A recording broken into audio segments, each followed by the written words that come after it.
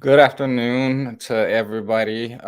Once again here with FILA Sports Podcast with another episode of Research the Spike ATL with Tommy here once again. Uh, this week we're basically, we're just gonna be discussing basically what happened over the past weekend. Don't forget to check us out in all our platforms where we're available: YouTube, Facebook, Twitch, every social media platform. Basically, we're on there. Follow us. Don't forget, share our content out. Uh, so basically, Tommy, what are your thoughts overall about the performance? Given the fact that everything that happened, it was just a mixture of like injuries, uh, quick goals in the second half. I mean, what do you think overall about that game? It's all over the place. Yeah, it was a bad field. They said it was raining all day, so there was a concern about the fields, I think. But I guess the ball was moving pretty fast, which I think they even said in the broadcast that's what the players want. But you knew Joseph struggled early on. He had a couple scoring chances and weren't able to put him in. And then you saw him pull up a little bit right before the half, and it definitely looked like a concern. And then when you see him come back in the second half and he's not there, um, I didn't know if that was just a plan or if that was, it was an actual injury, and it turned out that it's a minor hamstring, I think strain or pull, whatever. It's nothing too bad per the front office, if we could believe them, but yeah, it comes at a perfect time, I guess, because you've got basically 2 weeks here to be able to get healthy before our next game. But it's really, I think we've always had this concern, but Joseph's health here is basically just running this entire season. We don't have a healthy Joseph. We're not doing anything. I think we had the one game where we did really well against Orlando, but it's definitely a struggle. This team struggled throughout the game without him. And yeah, we had the quick scoring chance with Moraney, who came in, which is a fantastic sub. Honestly, I didn't even really think that he has struggled at times on the field, getting chances but not scoring. It was nice to see. I think Aruju set him up for that goal. But then after that, it was two defensive mistakes. I saw Anton Walks publicly apologize for it, which I don't think really was needed. Wasn't like this was a playoff game and he screwed up or anything like that. But he apologized that was his mistake, and I don't even think it was. I think it was Franco's mistake, not covering his guy. But just a weird game in general. But I mean, if you want to lose a game to anybody, you want to lose on a banger, and we lost on a banger. That was a nice goal that went in, crazy angle. What's a Tyrone and Buck skull? But yeah, it was rough. Those few minutes when they came in, once they got up, and this is what we've been talking about since ever, is landed down by a goal. What are they going to do? They didn't do much. They didn't have many opportunities after that. They parked the bus, and we couldn't get past that bus. It really was like a lack of personality when it comes, or it has been a lack of personality. Basically, you could say ever since last season. Because I get it, Joseph, was out, but I felt like you still had a team where there was just a lot of opportunities. Even coming back to last season, which there was a lot of goals that were missed that that should have been put away. And we keep on saying all the time that the finishing needs to get better, the confidence needs to get better, but I don't know. I mean, it doesn't look that way. I mean, it just that I mean, everything has progressed, when it comes to like the chemistry and all that, well, to some point.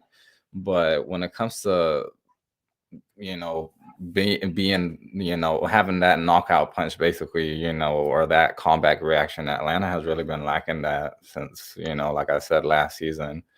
And to what you were saying, we can't really be relying on Joseph, man, when it comes to, what this is his second year that, he's basically I'm not gonna say that he's gonna be that he missed the whole complete the season, but partially, at the beginning of the season, he was playing, but he really wasn't, at 100%. Neither was he close to like been, what he accustomed us to, at the beginning of his career here. But Joseph, I don't know how much longer, we're, gonna end up having with him, but I feel like we just can't keep on relying on the goals that he produces. And that's kind of been like the issue, even when Atlanta United was, in its heyday in 2017, 2018, the majority of the goals were always coming from Joseph. So it's something that has to be figured out. I don't know if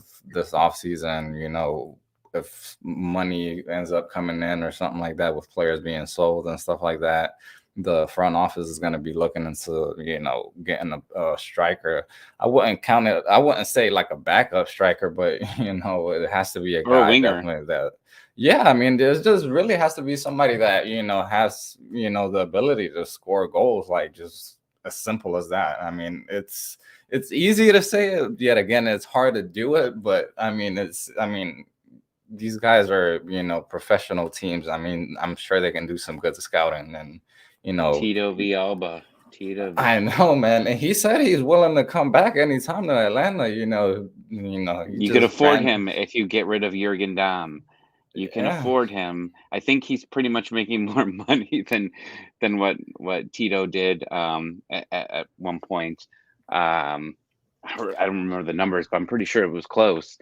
I mean, you have to do something in the off season. I mean, we'll have plenty of time to talk about the off season, but right now you just don't have an answer. Doing the double false nine or whatever they're going to do isn't working.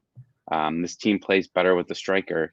Problem is, our strikers don't play well. I'm a Jackson Conway fan, but I don't know if he's going to do anything better, and I don't know if he's going to do well in the MLS. I think he needs more time, and if we saw, and we've been seeing, he's barely hitting the lineup. He's staying with the twos. I think this 2 seasons almost over, right? If not over or close to over yeah, here. yeah, yeah. They're almost hitting there. So I mean, he might get some more opportunities here, but we don't. We're really struggling right now with any type of uh, I don't even goals. think he. I personally. Yeah, he needs to get some playing time and all. But even like guys like him and Eric Lopez. I mean, that he's another name that he should be, there right behind Joseph. When it comes to scoring goals. Given the fact the Eric position Lopez that he should be on plays. the But twos for a very long time. yeah, but Uh, that's the thing. Like they're bringing in these guys that is more like a project, I guess, to, like a long run, they're just trying to, I guess, develop these players, and then try to, I guess make a profit out of it. But I mean, that's not how you win, championships. I mean, it's as simple as that. You can't, rarely there's going to be an occasion where, a team just, has a bunch of young players and is able to, put a good run and able to win a championship. And I don't think Atlanta's got one of the youngest, if not the youngest roster in MLS. And I mean, something and has that's a good to. thing. I mean, yeah, it is. I mean, you don't. I mean, you don't want to have a bunch of players that are like past 30, and that's something that has transitioned, from the MLS. Before 10 years ago, there was more. It was the veteran league, what they call it, the retirement league. But I mean, now you see like all these players are getting called up to World Cup qualifiers and stuff like that. And I mean, you see like MLS is one of the top leagues that is bringing out players or taking players to the World Cup qualifiers, which I mean, it shows, that is improving here. But Atlanta has to do something, whether they want to whether they want to be a team like this is the perfect example I think of. Either they want to get all these young players and develop them and be like the Borussia Dortmund, or they're going to be the Bayern Munich, where they have the star players. Obviously, you don't have the the ability to buy the players like you wish you did, but that's the like how I see the difference. It's either you want to develop these young players and just try to make a profit, or you try to win, and aspire to win trophies. So that's what obviously Atlanta would like to do, I guess. Yeah, I mean, we've always been so much about selling, and it's always like, okay, who's the next guy? I mean, we're talking about selling Barco for years. I mean, Hmm. Joseph's obviously the exception to that, but there was the talk about selling Pity down the line. And we sold Tito, but I mean, there's these talks that we want to buy these young guys and move them on. Well, for some it's going to work, but now you have three young DP spots, right? So those spots should be for that. I personally believe that going forward, at least one or two of your DPs should be guys that are your base, should be your guys that are continuously there, and you build around those guys. Those one or two guys. And if you get a third DP, that's a guy, great, because you got three young DPs that have to be young, that you build up. And yeah, we're already talking about selling Barco, and possibly Almeida coming in. And if he comes in, he's going to be a young guy, and he's going to want out. I mean, I think that there's talk that he wanted to come to MLS, but he would prefer to go other places. It's just kind of how I've read things. So, if he's wanting to use this as a jump, this is another 1-2 year guy. So that means you're building around Joseph, you're building around probably Aruju, and your young guys for sure. But I mean, that's gonna be a major thing coming up, is how you evolve this roster. And I get selling, but sometimes over the past couple years they sell to sell, and just for the sake of selling, or because of the coaching staff. But I mean, we lost Tito for we didn't get much. We lost LGP. I know we somehow finagled Mesa Gressel. out of it. Gressel, we moved Yeah. Gressel, and I like Lennon, but I'm getting kind of tired of him. But I mean, you're moving guys just for the sake of moving guys. And when you had something like Atlanta had years ago with all the chemistry, um, and you lost all these guys, this is where you're at now. I fully believe that if we at least held on to a couple of those guys, we'd be in a much better situation overall. In the last couple of years. But I mean, it is what it is. I mean, they've got to really figure this roster out later on. But right now, what you have, I mean, getting ready for the playoffs, how much are you going to play Joseph? I mean, these games are winnable without, possibly without Joseph, even though their record is terrible. I forget what the number was. Someone mentioned on another podcast about what their record was without Joseph, but it's pretty miserable. And but we're playing the worst of the worst. Besides New York, everybody's really bad. Yeah. Toronto's been playing a little bit better. Miami's okay. I mean, but they bunkered, and we still were able to beat them at least. But there's some bad teams that we're playing. And So we Cincinnati's should, still coming up. Miami's still coming up. yeah, Toronto. I mean, yeah. Besides New York, they're all very winnable games. So, you got to manage his workload here going forward, because those playoff games are going to come fast, and it's week games. I think if you play in the first round, you might not even have an extra. Um, you might even have an extra full week. Those teams are coming off rest. Might be a long rest, but I mean, they're still that team's gonna come off a rest. So I mean, you're gonna have to manage these guys time, and I think that Pineda is really good at that. I mean, he's already been mentioning it. What I didn't hear was, I just was listening to the call up, in their interview with him, and when they asked what the personal issue was with Moreno and him not playing, they said part of it had to just do with load management. And I was thinking about him, like, well, he has been playing nonstop. I don't think he's really missed a game all season. I mean, he's been one of our best players, but he definitely goes through that period of time where he's unstoppable to he disappears in games. So if that was give him an extra 4 days of rest, or an extra day of rest, in between this international window, then I'm all for it. But it cost us points, in that game. And I mean, we're right side of the bubble now, but I mean, we have enough games here that we should uh, be able to get up to the 3 or 4 spot, in my opinion.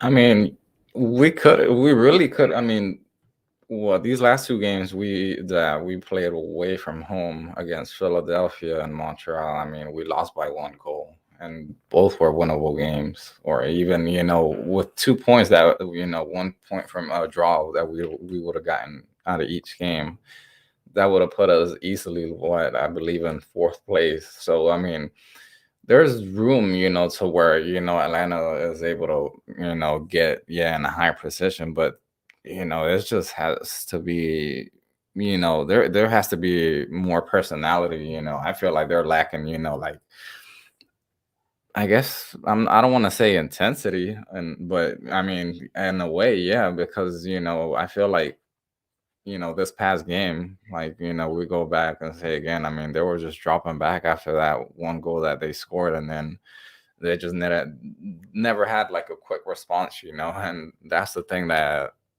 I don't know if Atlanta's gonna, is gonna be able to manage that, if it comes to a playoff game and they're away from home and they go down to score. That's something that honestly, I'm worried about. Every time we go down, like, it's seriously makes me think, all right, this game is pretty, like, Over. after, like, not over, but like you see it halfway over, yeah, in a way, because you're thinking like, all right, I don't see this team, like, have that, like, that positive, attitude, or like that intensity to say, all right, we're gonna up the tempo, you're gonna pressure higher, you're gonna try to win 50-50 duels. But I don't know, that's something that it's been lacking, especially away from home. I mean, at home, I feel like the crowd gives some type of more momentum to the players, obviously, but away from home, it's we got to start picking up more points, honestly.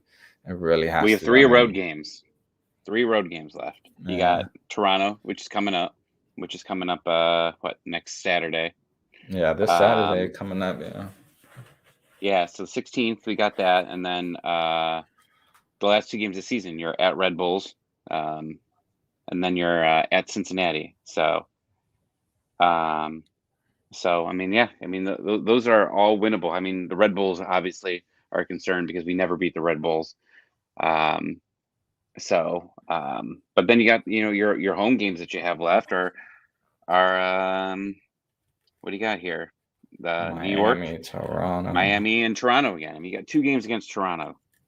We got to beat Toronto. You got to beat them both times. They're not good. I know they've been playing a little bit better, but they've got to win. So, well, the big question that here is, if Atlanta somehow doesn't make the playoffs, given the fact of everything, that the schedule they had, the change in personnel that happened, or in coaching, given the fact that they were already like turning things around in the position that they were in, if they're not able to make the playoffs, do you like consider it like a failure, from this, Yes, you know yeah.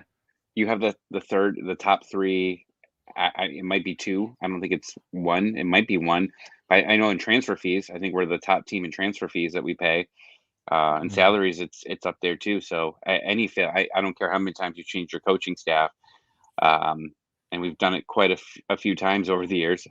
You're going to get a lot of scrutiny, and you have to make the play. This is a winnable schedule. If not, Pineda's going to get a lot of crap for it. Even with the roster that he has, there's still enough talent on this team to be able to get into the playoffs. Um, I know we haven't done very well against some of these teams that are in the upper playoff group, but we beat Orlando, we beat DC, I know they're under us right now, but we beat Miami. There's teams that we've beat that are in the upper. I mean, we tied Montreal, and then we lost to them, but yeah, I mean, there's opportunities here to win these games, and they're going to have to do it here. Because yeah, they're not going to fire Pineda at the end of this year, but just you don't want the last thing you want is questions going into going into the off season. Um, and I don't think we're going to miss it. If I had to bet my life on it, I would say they're going to make the playoffs for sure. But yeah, it's going to be interesting, to see how this team comes, especially if Joseph, managing Joseph's minutes. I expect him to be back next week. Darren Eales said that it's minor and he's working on his day to day. But you got to manage his time. I don't care what Joseph says. You have to tell him, get the hell off the field. We're resting you here. Um, so, unfortunately, he's, the way MLS is set up, you're in a DP league and he's a DP. And if he's not on the field a lot, people are going to give you crap about him. I mean, the one thing that showed up the other day, or that was funny, Joseph liked a tweet from somebody that I was shocked that he liked this tweet, but this girl tweets, I get that he is everyone's golden child, but we have to start putting money into someone else that can sink the ball in the net too. If we're all depending on Josef Martinez, then these months down without a good forward will continue to plague us with no points. Joseph likes that tweet. I don't know what that meant that he liked that tweet, but holy shit, he liked that tweet. And he needs some help. He needs to get the pressure because that man has always taken the pressure of this entire team and put it on his shoulders.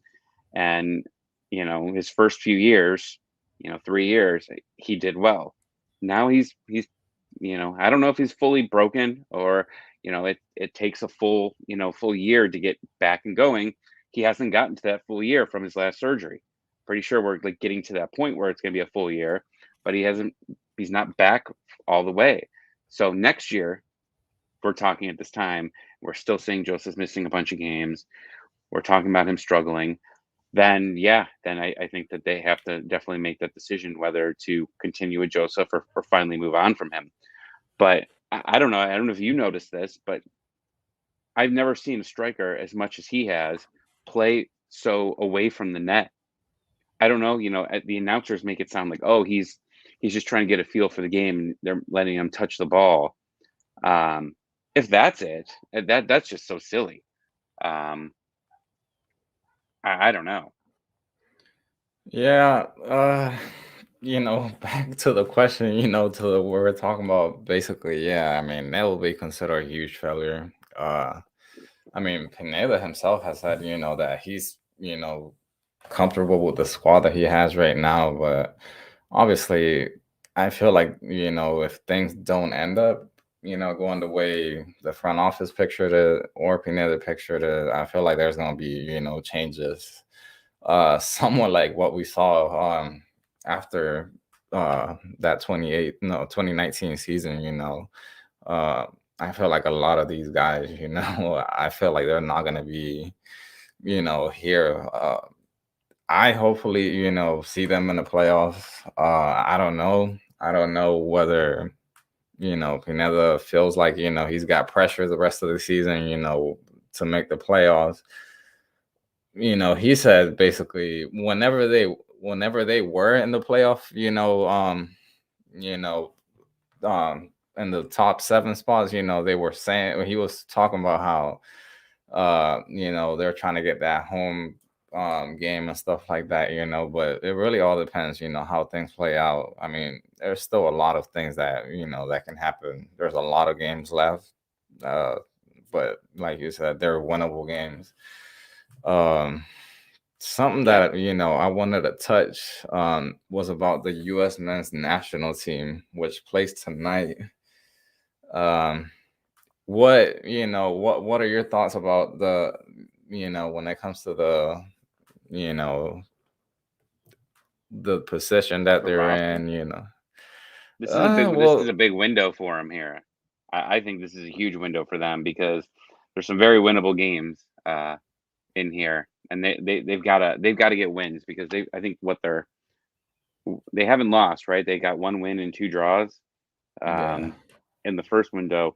This window's huge. I mean, you're facing. I mean, they're all decent teams, but you have to win, and you got to score goals. And in the last game they ended up bringing in, was it Pepe? yeah, Pepe, yeah, Yeah, I mean, he played amazing. It was an entirely different team with him around it, and they're going to need to put up points now. You can't wait till the end. They waited till the end, the last window, and look what happened. They didn't make it. So it's going to be important for them here I mean, they got Jamaica, and then they got Panama on Sunday. I mean, they're Yeah, Sunday sitting they in got Panama. third place right now, and I mean, there's three teams basically tied with 5 points. But I mean, obviously, all that's going to change by tonight. But like you said, it's really some games where the U.S. should really be picking up points. There are teams that, I mean, they're not inferior, but you look, player by player, you have more quality when it comes to the U.S. national team, obviously. But I mean, it's that's the thing, we're always say, all right, this team it has more advantage, but it really comes down to, all right, when it comes and you do what you do on the field. uh we saw, back when, in what, 2017, when they failed to qualify against Trinidad and Tobago, which that was, I mean, me personally, I saw that as a shocker, man. Like, seriously, it was one of those things to me, like one of those sports moments. Like, seriously, I could not believe that the U.S. really lost to a team like that, because even back then, obviously they had more quality than that team, but you just never really able to tell, what actually is going to happen. It was the revenge game from Mighty Ducks 2 when Team USA beat Trinidad like 7-1. If you didn't see the Mighty Ducks, you don't get that reference. But No, I huge won't. Mighty Ducks nerd. But yeah, that was that. I remember watching. I was like, oh man, this is bad. But yeah, they need their young team, but you need to see these guys continue to build, because this World Cup is obviously important. Getting there and just giving these guys the experience. They don't win it all. I don't expect them to win it all, but if they get in, they get experience, because the real World Cup is when it's here. Having it That's here exactly, is yeah. is important. And I think you're automatically going to qualify. I don't know how it is, because there's basically 3 countries hosting it, but I mean, yeah, you've gotta put on a show then. And if you don't have experience, and these guys don't have that experience, and they've been getting some very good experience over the past 6 months. I don't remember when that Yeah, this past the summer, basically, yeah. that cup that random cup game that they The ended up Nations winning. League and Yeah, the Nations League final. You have that win, and then you have Gold you end Cup. up beating them again. Yeah, Yeah, no, I it's mean, there's definitely a some core, in the U.S. men's national team, so where they can work, like you said, building up to that 2026 World Cup. That's definitely going to be, something. I've talked with that, with a friend of mine. I mean, yeah, like, you have players that are literally going to be like in their prime and, right in their peak of their career, basically. I mean, these guys, the majority of them are what, between 20, 25 right now. And I mean, 5 years on, they're going and to you be have what's MLS what? players right now. They won't be they're probably not going to be MLS players at that Yeah. time. You're going to see Miles Robinson out. You could see Bello out. You're going to see a Pepe lot of is these going to be really young out. guys. Yeah. Yeah, you're going to see these guys moving to bigger leagues. Um, you know, um, but right now on the offensive side of the ball, I have a little bit more faith that he's coming in. Pepe's coming in to, do it. But like Yeah, Pulisic, because that number 9 position too, man, it's been something, they haven't really figured nothing out ever since like Altazor, that, Dempsey era and stuff like that. There's never really been nobody that came after him, after those two, that were really able to put goals. yeah, and Pulisic, who knows if he's even going to be healthy? Like, if I was the USA, I would pay Chelsea, a lot of money, and just say, just wrap him up, and before the World Cup comes, and just don't let him touch the field. We need him healthy, because I mean, he's a big part of this team, and I haven't been overly impressed of what he's brought when he has played for them. Even in that game in the Nations Cup, he's they were on him, and he couldn't do much. I know he ends up scoring the PK, and silences all of Mexico, but I mean, he still didn't look fantastic in that game, and I think he's still got a lot of growing up to do. He's got to improve over that, but What is there 3 games in this window, right? 3? Yeah, yeah, if I'm not mistaken, they all play 3 because they play Yeah, I think today, they Jamaica, play on the Panama. weekend. Yeah, and there's like a midweek game too. Yeah, What do they got? Oh, Wednesday. Costa Rica. Yeah.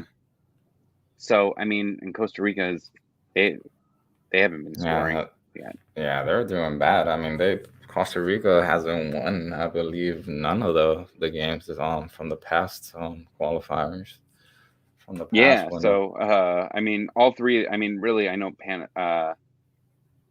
Yeah, I mean, you gotta at least take 7 points, in my opinion, out of these three to really feel comfortable. But with this level of talent, you should be getting at least 7 points. I think that's a fair number to give uh, this team right now.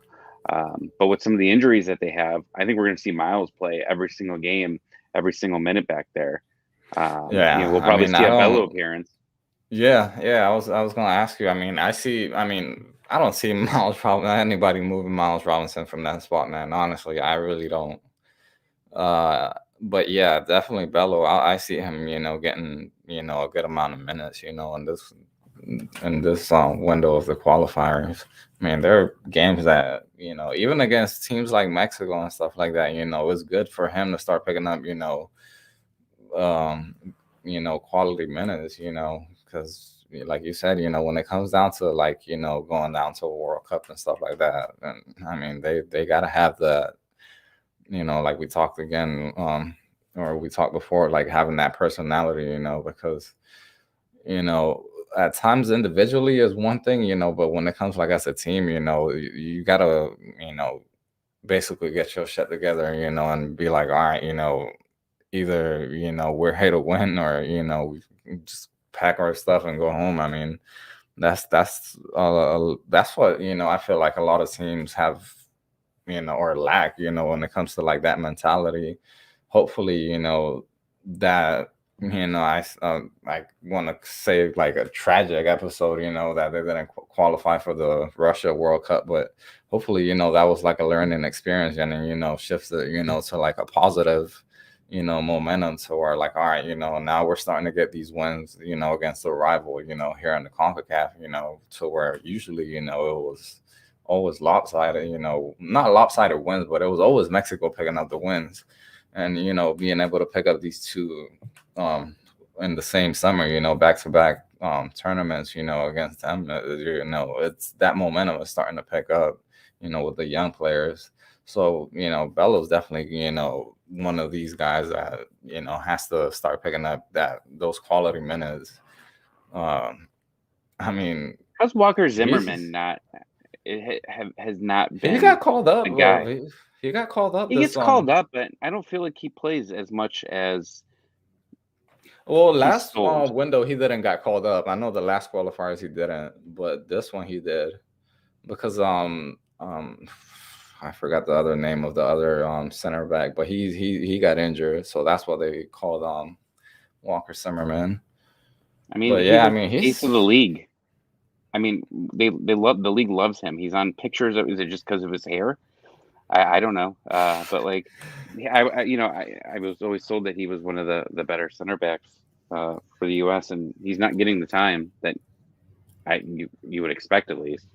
yeah, I mean he's not getting that experience either. I mean he's still somewhat young, and yet again, he's not getting the minutes that he should be, like you say, in games like this, like qualifiers and stuff. I mean, you, I mean, playing in CONCACAF, man, it's not easy, having to go down to these like crappy fields down in Central America, with everybody throwing piss at you or beer bottles and Shields, stuff like having this. shields everywhere. Dude, yeah, exactly. Like seriously, like it's crazy down there, and or even in Mexico. I mean, it's like that honestly all over Latin America. I'm not just gonna say one specific area because that's gonna be a huge lie, but it's literally everywhere in Latin America. It's like that. Like that soccer culture is just crazy, and you know, players that are able to sustain that. that attitude and playing, through this like environments like that, like, stuff like that is really what, gets you like that experience. You play every day and yeah, you learn and you start, learning new things, but a lot of times, like the pressure to like have, all these people like whistling at you, like I said, cursing you out and stuff like that, that's the what really, Homophobic makes chants. Yeah. right. Oh, I expect to see that. Like, there's definitely gonna be more of that throughout the whole qualifiers, man. I mean, that's just something that, yeah, they can find them. They can say, we're not gonna allow fans, for the next game or two. It's still gonna happen. Like, it's something that they're just not gonna stop. Yeah. It's an unfortunate thing of watching these games, and yeah, I mean, I see USA, doing well, and if not, then Berhalter out. Get him Yeah, a out. lot of people, man, especially after that first half, the last game against Honduras, because Honduras had actually played a good game, like the first half, and then second half is where everything absolutely changed. So, you, I remember going on Twitter, everybody, it was like hashtag Bearhalter out. That's all I saw, and then everybody like everything was just good. That after the second half ended, I mean. It's crazy, but hopefully, they start picking up like, that momentum. They're not like they have that consistency. They're not a team that are. We get one good win and then we have a decent game against or again the next game and stuff like that, because that's what you want to have. You can't win championships and stuff like that if you're not consistent. You gotta have consistency. How can we not convince Darlington Nagbe to be on this team? I don't understand. Like, he's like, doesn't he love Berhalter? Like, Who? Nagbe.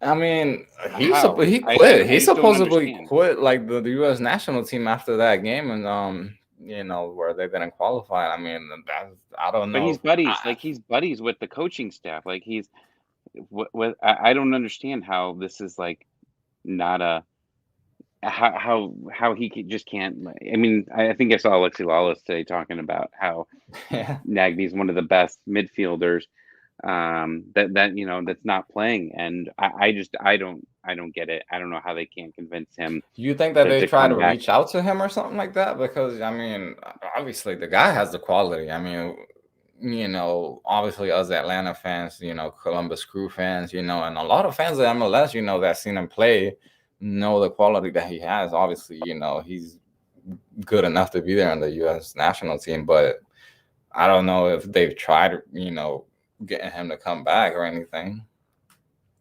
I mean, he wins wherever he goes, um, Yeah. and yeah, it'd be nice to see him, be able to get one last chance with this team and possibly have him to win. But yeah, we don't have him, unfortunately. But it would be awesome if all of a sudden he just changed and then he was in the World Cup. That'd be fantastic. That would be so much help in the midfield. Um, where I think you can always use a little bit of help there with him. But Yeah, it's one of those spots that the U.S. has that I feel like is not they don't have like a lockdown player for that position, or they haven't had a player that has been consistent either. Same like how we were talking with like the number 9 position. Like recently it's been a struggle trying to find somebody. yeah, so excited for the Panama game on Sunday. I've got a very interesting Panama story. I will tell you. We go to it was the Gold Cup, and Panama was playing the first game. It was like a doubleheader. The USA was playing the second game, and they went to play the national anthem for Panama, and there was some issues with the sound, and they weren't playing any song. So drunkenly, me and my friends start singing "Oh Panama" as to "Oh Canada," but "Oh Panama," and we're just singing just "Oh Panama" and making up a bunch of words. There were 3 guys from Panama that were like 4 rows behind us, and we got the worst look. Like, they were just staring down like into my soul, like, "What are you doing?" And I'm like, "This is your national anthem, bro. Like, this is what? No, it wasn't your national anthem." So we felt terrible after that. I didn't think there was anybody from Panama behind us, but yeah, we created Panama's national anthem. So on Sunday, that's our plan is to sing our Panama song. Man, These it's are the all. things when you hang out with me, these are things that happen. Yeah, I don't think I want that. I don't think I want like randomly, like when I walk out the stadium, like people were waiting outside for me in the parking lot and stuff. There were more USA people around, so they would have helped protect me. Nah, But that yeah, stuff. I tried to help along. It's happened, man. I remember back when Atlanta played Club America, it was like 50-50 there, I remember something similar happening, it was like people like I remember there was a couple of people from Mexico, they were sitting behind me, and obviously they were going for Club America, and there was somebody that was sitting beside me. And he was Atlanta fan. I could tell by his accent as well that he was from Mexico, and they literally were just like going back and forth, the whole entire game, like cussing each other out too. And I'm just like, dang, man, I would have thought that, just because of the fact that you don't support the other team, but just because it's from the same country, at least you will support it. But no, this guy was like all in for Atlanta too. I was like, there's always those crazy fans, man. Yeah, no, it's we're all crazy fans somehow. Yeah, I'm glad I've never had no experience like that, man. Yeah, man. All right, guys. Well, we're gonna wrap it up. Again, share our content out. Follow us on social media, FILA Sports Podcast. We're on YouTube, Facebook, Twitch, Spotify. Like I said, follow us. Any questions or anything like that, or anything that you want to go ahead and ask us, either Atlanta United, anything football related or soccer related, just know that you can hit us up, and we'll What's the gladly answer. Panama's national anthem? I got Right, yeah. All right, you guys. We'll Someone's see gonna you. yell at me from Panama. Oh. Hopefully nobody sees this. That's from Panama. Hopefully, man. All right. All right. Until next time, guys.